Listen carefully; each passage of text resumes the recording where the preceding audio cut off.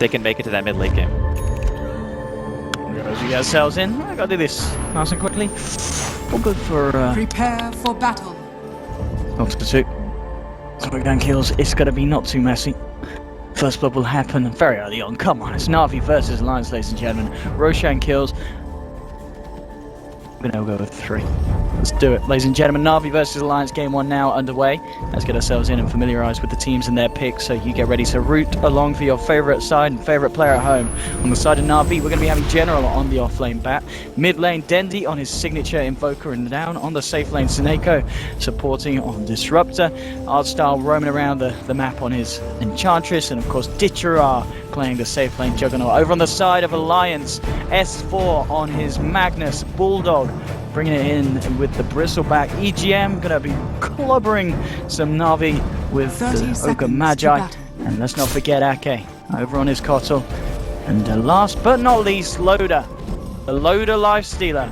Something that in the past memes have been made of. But recently, you know, Lifestealer is an incredibly relevant hero, and Loda, he's a bit of a master on it.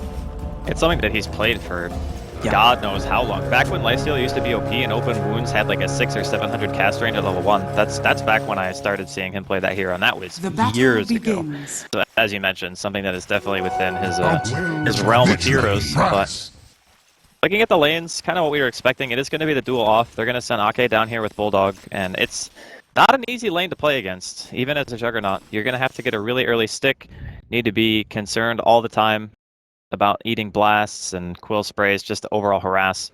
Looks like we're having a couple more headset issues. We had one of them the other day too, but more often than not, we've been pretty fortunate not to have too many technical issues arise. So yeah, which is impressive as well, because we've got what, 4 games going on. Yeah. Everything. There's 8. Everything is happening here. There's 8 team rooms. Yeah. Obviously 2 for each match, and then we've had very limited issues, so we've been relatively fortunate. Yeah, and of course worth noting as well, a lot of crazy games going on this morning. Ladies and gentlemen, if you want to know what else is at your availability today, not that you want to go anywhere else, this is Na'Vi Alliance. We know you're going to stick right here, but just in case you want to open up another window, you got OG Wings going on, TNC versus LGD, and what's the 4th game, Andy? I don't it's actually... EG versus Syndrome. That's it. EG versus Escape Gaming is the other option. But here we have it. This is the match that counts, Na'Vi Alliance. Already, General starting to just get the creeps away from the top lane. Bring them out away from EGM and Loda. He's like, I'll take these creeps around. He's just looking to balance the creep wave out, making sure that he's not going to do it underneath the tower. Mid lane, Dendi versus S4. Invoker versus the Magnus matchup. How do we expect to see this one go down? I mean, eventually S4 is going to get a handful of levels. He'll be able to shockwave spam. You can see he's already skilled to level 1 in power, so he's going to have that bonus damage. It's not a matchup that the Invoker just straight up crushes, but he will stay ahead. Of course, last but not least, this bottom lane. As you said, this potentially very potent combination of the Bristleback and the Keeper of the Light. I mean, how much issue is this going to cause for Ditcherar? Or do you expect to see the Jug still being able to farm relatively well with the backup of Seneco's Disruptor? He should be able to get some farm still. It's not an ideal lane. And you can see, like, Bulldog's even trying to zone them away from the side shot because he knows that Ditcherar wants to buy a stick. In this lane against Bristle, like, he's positioning himself so aggressively to prevent them from getting to that shot, make him use the courier, take it away from the mid player, just any sort of advantage you can get. But in overall lane, I don't think that Ditcherar will ever die, but he might be pressured in his farm. And is there a way that you kind of tailor your build to this aggression if you're the Jug? Do we see earlier points being maxed out on the healing ward? Yeah, he'll probably have to get ward. Yeah. But he did make it to the side shop. Artstyle came down here and bullied him out of lane, so now they're going to have their magic sticks available. And that's more or less the thing that hurts Bristleback the most, because he might be able to do a bit of damage. And speaking of damage, General, in this top lane. EGM and Loda trying to go for a hit, General. He gets himself off the map, and now moving back in potentially. There's a fair few stacks up on the members of Alliance, EGM and Loda. But General indeed himself, a little bit too low to play around too much. Comes back in for an ignite. Bottom lane, Bulldog. Okay, they've trapped him out as Artstyle comes in with a rotation. Ditcherar blading is the face of the Bristleback, and there we have first blood for Na'Vi. as they punish the bristleback thanks to an excellent rotation from Artstyle coming into the lane, which certainly was seeming to be the hardest for Na'Vi in this early game. Now, those are perfect creeps as well. He had a troll and he had a centaur. So as soon as a glimpse comes in, you get ensnared, then you get centaur stomped, and on top of his spin, you're just dead. And that's why we were saying during the draft, it might be better to just put the Juggernaut in the safe lane instead of going mid, because it offers you that kind of damage to where you can kill a bristleback. Because normally he's just too tanky to deal with. But now with the addition of having that spin damage in the early game, you can just go for him, no problem. Of course, losing lives on this bottom lane is something that Alliance don't want to be doing. 11 for 1 on Bulldog compared to the 8 for 4. He's still got the edge over Girard, but can't afford to be giving kills across to the carry of Na'Vi. Generally, he's backed away from the top lane, level 2 now, as to just get some of the stacks in the jungle, play it a little bit safer. As we already saw, it's can be a little bit risky for him up on that top lane if EGM and Loda decide to make a move in on the Batrider. And Artstyle, he's ready to keep the ball rolling. He's looking for another bit of action, smoked up with the Centaur and the Troll Summoner. Looking to wrap around mid lane, see if he gets round from the high ground behind S4. S4 rather far down the lane at the moment. They're going to try to force a skewer out of S4, but the problem is the timing is not so good because the rune's spawning.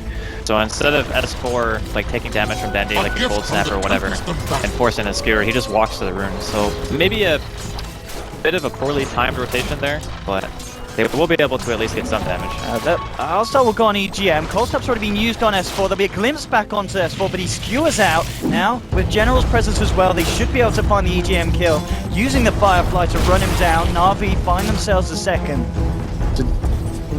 Don't get the kill on S4, but they do still get a kill nonetheless. Na'Vi, at this point in the game, just making a lot happen.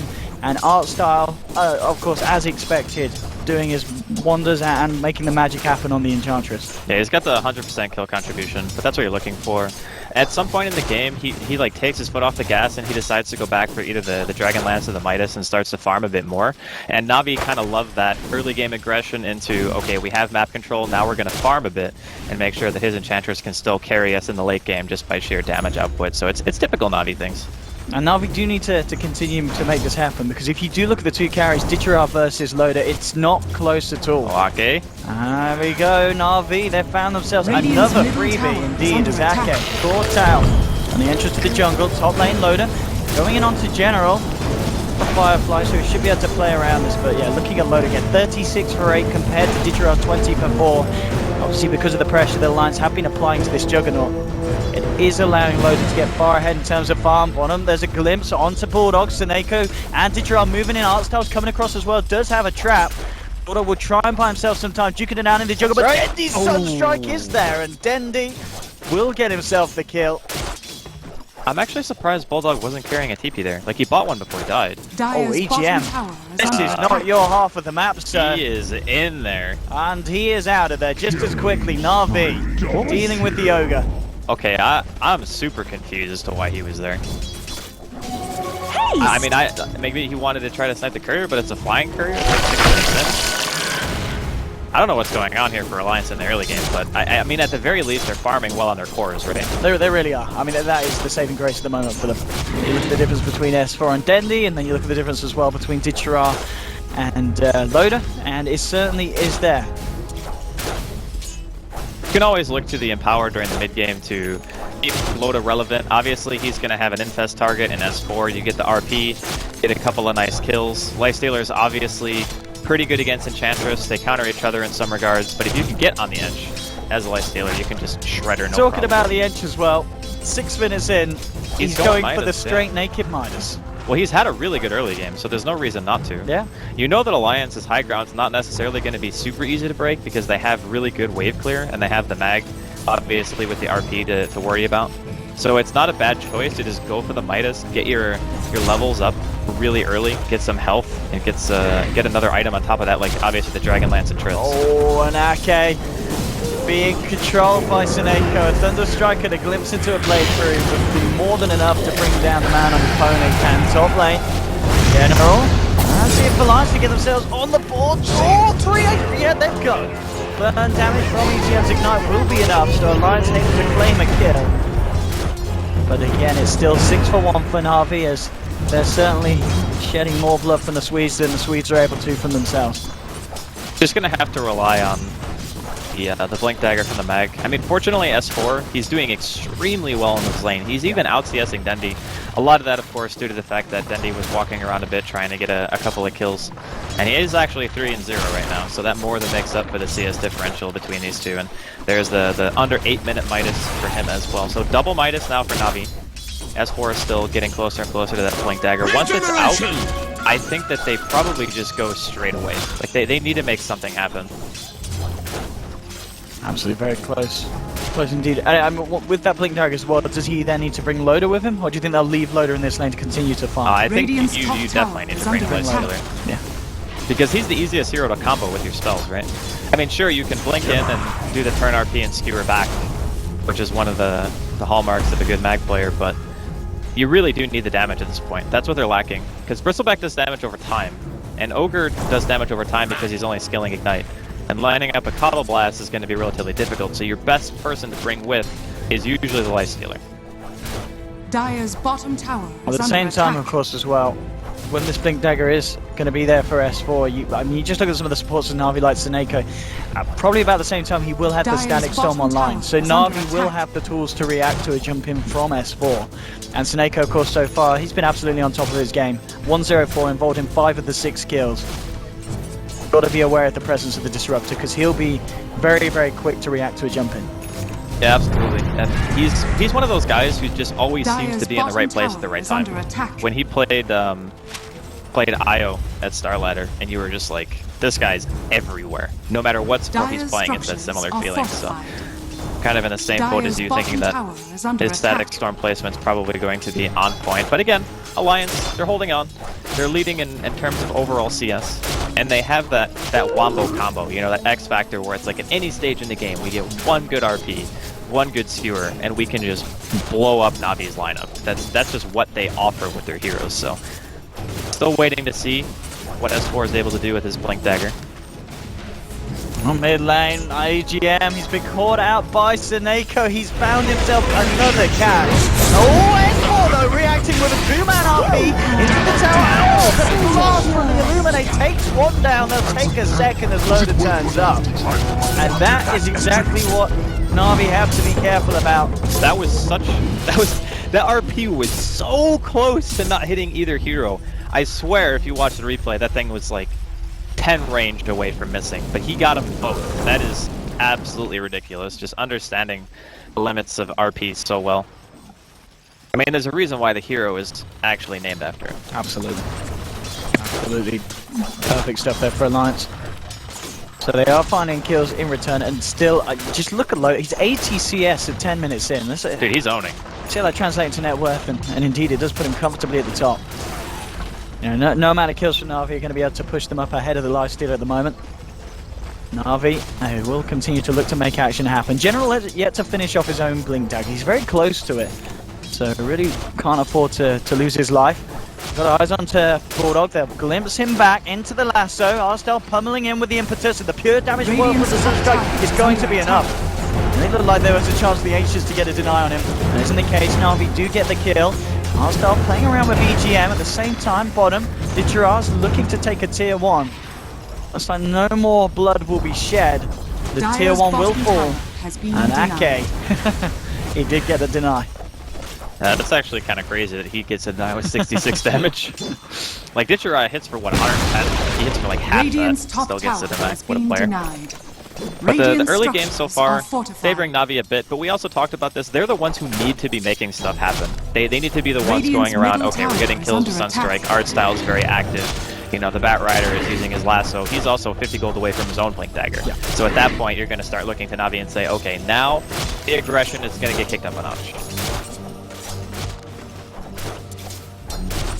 See Ditcheraz hiding behind this tree with the Omni Slash. Oh, he's a sneaky juggernaut sitting behind the tree. Ake did not expect that. I mean, the thing that's really annoying about those kind of gangs is he actually had a ward. Like, the ward sees everything except that one tiny spot. And Ditcheraz just like waiting in the sidelines, just ready to go. Oh dear. 9 for 3. And VINCERE, with these kills, they're still not quite on the same level as Loda. Loda's free farm has really been off the Radiant's charts. top tower is As under he, attack. I guess, but works towards the Echo Saber on top of the phase arm that Blightstone. And he's going to be punching very hard, very early on. In this Lifestealer when he's the turn of the fight. And Bulldog has been able to clear a significant amount of Ancients as well. They started helping catch up. Bottom lane going in onto EGM. Let's see if Alliance wants to react, or are they going to just let EGM die? S4 is hanging around, does have an RP. We'll see if he thinks about using it. You can see Loda's turned up. He's looking to chase down Seneko at the same time. General's got eyes on Bulldog, has the lasso, but there we have the RP. S4 brings General back. They've already lost 2 though, Alliance. VINCERE still hanging around. The blind slide from back. It will stop the punches. Isn't going to stop the Blade Fury, but already General and VINCERE backing off. Loda's coming across. Open Wizard 4 seconds, but S4 jumps in. Takes down General on the Bat Rider. They will find a kill in return. It's going to be a TP out just in time by looks of it from Seneko as Loda came back across to him. It's still Na'Vi. They're going to trade 2 for 1. Loda turning up, but just really couldn't kind of get the lockdown onto anyone there in that fight. It's just a very chaotic area to fight in. When they started off, they drop a Static Storm onto EGM. He's kind of stuck and just dies. And at that point, they're really looking to get any remnants of Na'Vi that are still in the area. And I think what happened was Loda spent a lot of time chasing Seneko, but they have a ward on that high ground, so he knew exactly how much Loda was committing and was able to just stick around, get an extra glimpse off, prevent himself from dying, and still manage to TP away. So in reality, Na'Vi was a bit of an outplay, glimpse. And these glimpses from Seneko. This time the Flame Break's going to knock him a bit too far, so... I can't chase him down, but Seneko has been each and every time. Well, they're playing very well around their vision. So they're fighting around that area with the Ancients, but they have a ward. They got that glimpse, they had a ward up on the high ground as well. And that's the kind of synergy that you get when you have a Disruptor and a Bat Rider. The heroes just complement each other so well in regards to the vision that you get. It allows you to use your glimpse and get your lassos much more effectively. Top lane, Dendi, a man that hasn't been present in these team fights. He's just using the space to put the pressure on, takes himself the tower. Catching up to the net worth of Loda, as we can see, just only a few hundred behind. Bottom lane Alliance will look for a trade, putting the pressure on the tier 1 bottom.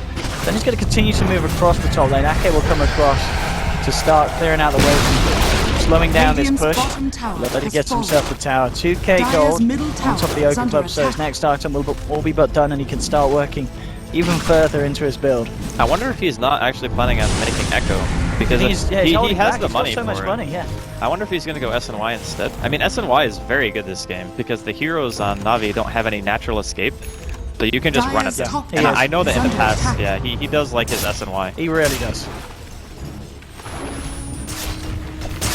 So let's see if Alliance can stop this. I mean, Na'Vi, it's not going to happen. Na'Vi just take themselves a free tier 2. Alliance are coming across as a 5-man. Ults at the ready. See if they can actually catch any of Na'Vi, as Na'Vi already start to retreat. They just lost 2 towers and only traded it for 1. Not really the best movement so far from Alliance. Maybe they were just thinking that Na'Vi might react to them instead. He should be fine. Man, it's really hard to kill this hero. It is.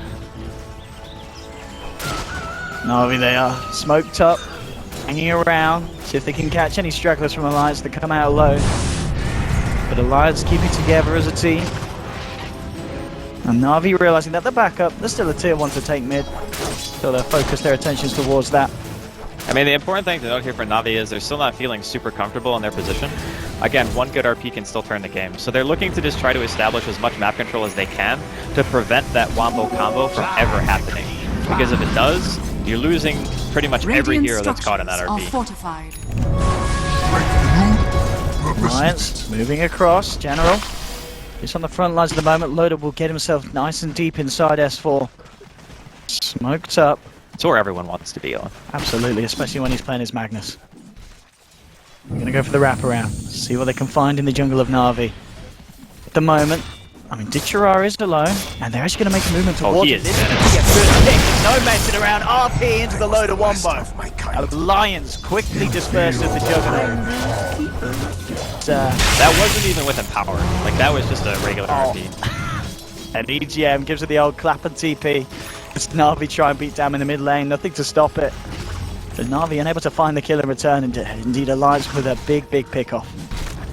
Yeah, this is the the one thing that a lot of people forget about playing against a mag is the carry that you're playing with just gets a free Battle Fury. And honestly, it's more cleave than a Battle Fury once you get the Empower to levels 4 or 3 and 4. So under attack. over time, like Loda, even if he's spending a little bit of time invested into S4, he's still going to be out farming. S4, talking about the man, has hung around in Navi's jungle and General Snaker put him out. Oh, S4 forces himself dodging the Sunstrike. He's going to be on the retreat now. It's going to be a question whether he can get away. Skewers out, but the glimpse back is there. S4 controlled up and taken down. At the same time, though, mid lane Alliance utilizing this time to go in hard. They found Denzi. They'll also find Artstyle. So S4, the end of the day, it was all just but a bit of a bait, and Alliance with a favourable trade and a tier 1 down in the mid lane as well. Radiant's middle And this is why you tower watch the El Clasico, right? The Navi Alliance games, because they're always back and forth. It doesn't matter like what iteration of the team it is, it's always a close game. And this is no exception, so enjoying it so far. S4 with the favorable trade, like you mentioned. He didn't even have RP regardless, so it's not like he was going to be able to contribute anything to a team fight in the next couple of seconds. Now Alliance eyes set on Roshan. Just going to lube it up a little bit. They do have Crystal back, so it should die relatively fast.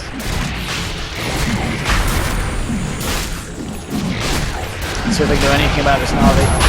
They've got a Sunstrike. They'll know what's up. But Roshan indeed falling far too quickly for Navi to react to an Alliance. They'll be able to claim themselves the Aegis. Loda puts it in his pocket. They'll smoke up and make a move towards mid. Can they get a kind of catch? RP is there, S4. He finds the opening that he needs. Multicasted. Oh, on the high ground, Seneko comes down with me, Sunny Jim. EGL clear with the 1-2 combos. It's Seneko. They'll try and glimpse back one, but he can't glimpse back the whole team. Alliance striking back hard as they pressure down the mid lane. You may have seen them give up a free tier 2 up top, and now it'll be them taking the tier 2 from Navi. No disruptor for this defense. And due to the damage of the Empower, this tower's going to fall.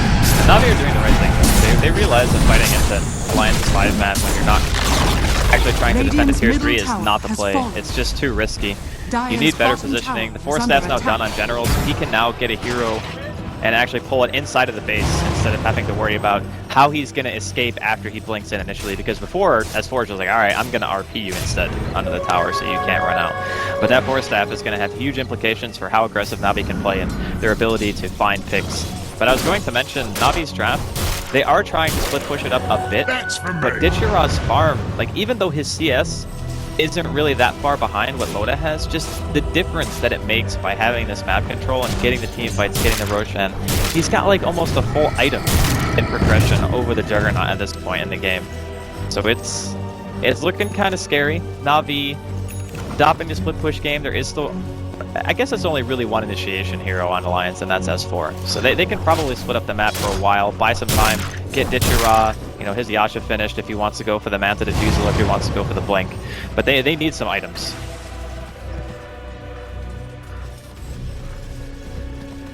And at this point, I mean, is it a case of Navi wanting to wait for Alliance to come to them?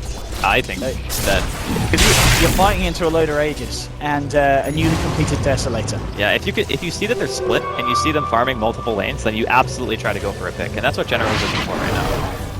The problem is, he needs another hero, and it looks like Dendi is going to be his partner in crime here. Or as well, then we have it onto Ditchira! Jesus.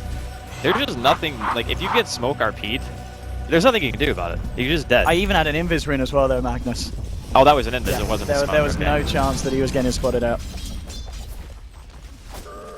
Yeah, but the problem that Navi are running into is that even if an RP is committed on one hero, it's not like they can just go take a fight. They still have to wait for an opportunity. They have to wait for Alliance to show on the map and be split and use their wards to their advantage. But the issue is their ward coverage is only really around the river, whereas Alliance have a much more spread, aggressive type of vision.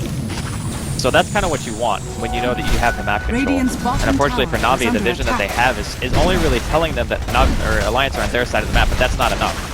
You know, they still can't take an engagement based off that information. Radiant's bottom tower has fallen. The Alliance take a tower, and the line has been drawn. They want to just finish out all of these outer towers first. Is the tier 2 next on the menu? Good weathers. beginning to push in. Dendi's good lone man up on the top lane at the moment. I'm sure they'll realise the Alliance is making a move over. No RP for S4. Still on cooldown. So unlikely that he himself could control Dendi up, but he'll just jump forward, clear out the wave, and start to get this push going on. As Na'Vi are left to clear out the other lanes. Also big item pickup, of course, for the Keeper of the Light. 22 minutes in. Ake has his Aghanim Scepter complete. Yeah, Ag's quelling and the gems, so this is pretty much a Stalker, if you want to think of it that way, because you can just de-ward everything, you get the vision. The thing about this hero in particular, once he has Aghanims, is his sustain is unparalleled. Top tower is The under Illuminate attack. heals everyone that it hits. You have Chakra, you can summon people back. This hero is like the epitome of a sustained siege. That's what you want to do, no matter what. If you can hit the tower and get out okay, without getting like lassoed into the well, you can just keep going forever, pretty much. But as you said, Na'Vi continue to do exactly what you mentioned earlier. They're playing the style with Ditchera consistently pushing out the bottom lane. Dendi keeps making an appearance up top. As Alliance are just grouping up as 5, but you're going to see the strength of this push from Alliance as they'll take down the tier 3. Can they get a Rax as well? Watch S4 has the RP available on the side if Na'Vi jump in. Alliance looking to refuel. We'll see how heavy they want to come back in with the next creep wave. Have they got any big items coming out? What's on the courier? It is the Sange completion for Bulldog, as he himself is starting to become a real bit of a beefy man. Vanguard, Mech, and Sange. I want to say he's going for Halberd for the Ench, because there is a Dragon Lance and a 4-step on our style, so this is the point where Navi's lineup actually starts to become a tiny bit more scary, because you know, you have that bonus attack range with Impetus, you're chunking the Lifestealer, Magic Immunity doesn't help versus the damage that he deals, so they need an item that's going to stop Art Style from just straight up hitting at all. We are going to see a smoke here. It was not scouted by the wards. Let's see what kind of jump they can get, Na'Vi. They want S4. He is like the best target to go on, like bar none. But look at the movement from Alliance immediately, keeping themselves out of harm's way. They head to the south, Loda's alone up top, but already he's brought over as well. So Alliance, they're back grouped up as 5, and Na'Vi, it's going to be very hard for them to get the jump in that they need. Dendi leading the way at the moment, but Alliance, they will be ready to react. And Na'Vi, realizing that they can't find that opening, they've just had to back up and push the waves out as Alliance are able to avoid the gank. You know, actually, they might have seen, not necessarily them smoke, but they could have seen like the outer edge of the smoke because the ward sees a little bit into the base. So there is actually a chance that Alliance saw that, but I mean, they just reacted so fast that it seems like they did see. You know what I mean? Like normally in like 10-15 seconds, maybe you don't see them go on. They're like, oh, maybe they smoked, let's back up. They were just like, nope, we're back. So there is the possibility that that second ward top did spot it, but Alliance still feeling in a fairly dominant position at this point, and he's actually not going Halberd. He's just going to finish the SLY. Interesting. I thought that he would go for the effective HP build and just have something to counter Art Style's item progression, but I guess they're just not worried about it, because it is daytime. You can just sustain with Illuminate forever. Heals for like, what, 5 minutes or something like that? Oh, General, quick to jump, bringing Bulldog straight into the base. Alliance Loda moves to an arsenal, goes to keep them alive. S4 does have that RP available. Digiro's going to flow beyond these stacks on Bulldog, but Alliance, they're still alive in a sustain from Ake's Illuminate is too much. Impetus not going to be enough to bring Bulldog down. S4 at the moment just spamming out the Empowers. He hasn't needed to RP yet, but Alliance, they're fine. The heals again from Ake, allowing them to stand their ground. Loda trying to move in, won't find a lock on Tony Hero, turns back towards the barracks. RP are slowing it down for the timing now. The Flint's onto Loda. Impetus coming in, but again the heal from Ake. Loda jumps in and out. Bulldog, and he's fine. They'll finish up the melee racks, get the range racks as well. The push is successful, and Na'Vi just can't stop this power. Lasso needs to guarantee it. That's how they stop the siege. And the problem is they went on like arguably the tankiest hero on the team, maybe barring Loda. Like you were mentioning, the Illuminates are just keeping them way too healthy. There's not enough damage that can be dealt. Like Introvert doesn't even have his lasso, or excuse me, his zombie slice. General jumps in, but he's been multicast S4 with the skewer forward. Introvert will play through, trying to finish off EGM, but they're just so tanky. The sustain is too much. And Bulldog, he's just sitting on the front lines, hitting the racks. Now he'll look towards Dendi. Na'Vi being forced back into their base. As the Lions have all the space in the world to finish off another set of racks here. 2 heroes down on Na'Vi, and it's all very quickly falling apart. And GG indeed, Alliance. There we have it, S4 finishing its style with the 3-man RP, hitting them so hard that Snake goes DC. Oh wow. Na'Vi they had a strong start, but Loda's Lifestealer got all the farm in the world at the start.